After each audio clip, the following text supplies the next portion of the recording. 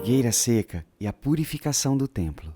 Após sua entrada triunfal em Jerusalém, montado sobre um jumentinho, Jesus decide ir ao templo. Como já era tarde, ele partiu para Betânia com seus 12 discípulos, a fim de repousarem, uma cidade que ficava a cerca de 9 quilômetros dali. No dia seguinte, quando partiram de Betânia para voltarem a Jerusalém e irem ao templo, Jesus teve fome. Ao caminharem, ele se deparou com uma figueira que não possuía frutos. Ele procurou entre seus galhos, mas tudo que encontrou foram folhas. Neste momento, Jesus tem uma atitude curiosa. Ele amaldiçoa aquela figueira, declarando que ninguém nunca mais comeria fruto dela. Indignados, seus discípulos o acompanham até o templo. Quando Jesus chega ali, enfrenta mais uma decepção. Ele se depara com a venda de animais e cambistas realizando comércio no pátio do templo. Jesus, mais uma vez, tem uma atitude curiosa, mas dessa vez, muito mais radical. Ele expulsa todos os que vendiam e compravam no templo, derrubando as mesas dos cambistas e as cadeiras dos que vendiam animais.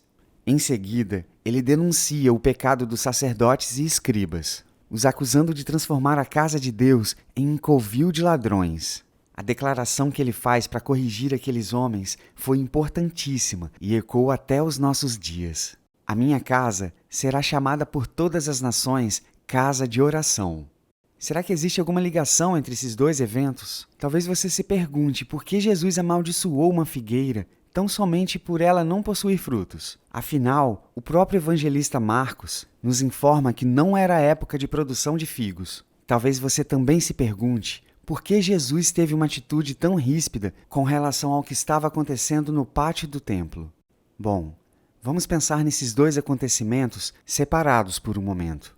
Sobre a figueira, é interessante que, botanicamente falando, ela produza primeiro os frutos e depois as folhas. Ou seja, uma figueira com folhas aponta a presença de frutos. Jesus estava com fome, e aquela árvore, em meio às demais que estavam sem folhas, visto que não era a época de figos, chamou a atenção do mestre.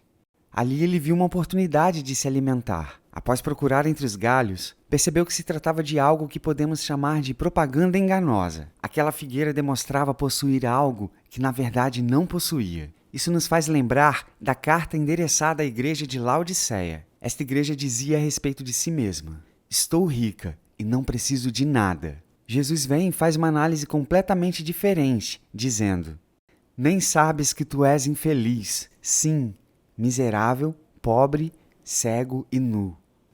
Aquela figueira simbolizava Israel, que possuía uma religiosidade vazia e distante da palavra de Deus. Todos os anos, judeus de todas as partes do mundo iam até Jerusalém no período da Páscoa para entregarem suas ofertas de expiação.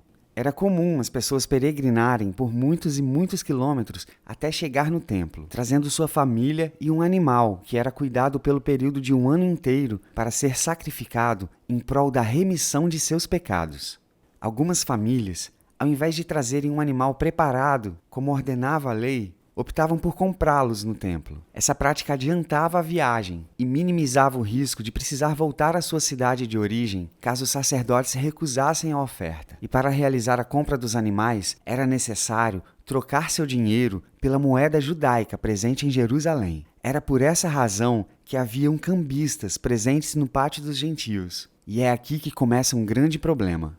Os gentios prosélitos, pessoas que não eram judeus de nascença, mas se converteram ao judaísmo, não podiam entrar no templo para adorar e orar a Deus. O lugar reservado para eles era o pátio externo, exatamente onde estava instalado o comércio de animais e a troca de moedas. Por causa disso, os gentios eram impedidos de cultuarem ao Senhor. Quando Jesus declarou: "Minha casa será chamada casa de oração", ele estava fazendo referência a Isaías 56. Em que Deus fala abertamente sobre os gentios, que se uniriam ao Senhor e abraçariam sua aliança. Deus prometeu àqueles gentios um lugar de oração. Os sacerdotes e responsáveis pelo templo, além de impedirem o culto dos gentios, realizavam um comércio de animais, o que impedia o preparo anual dos judeus e minimizava o senso de necessidade de arrependimento. Além de tudo isso, os sacerdotes ainda lucravam com um sistema pecaminoso. Israel, assim como aquela figueira, possuía folhas, aparentando ser frutífera e estar cumprindo as ordenanças da lei. Mas com uma investigação mais minuciosa, Jesus observou uma vida vazia de intencionalidade na adoração dos judeus e constatou uma religiosidade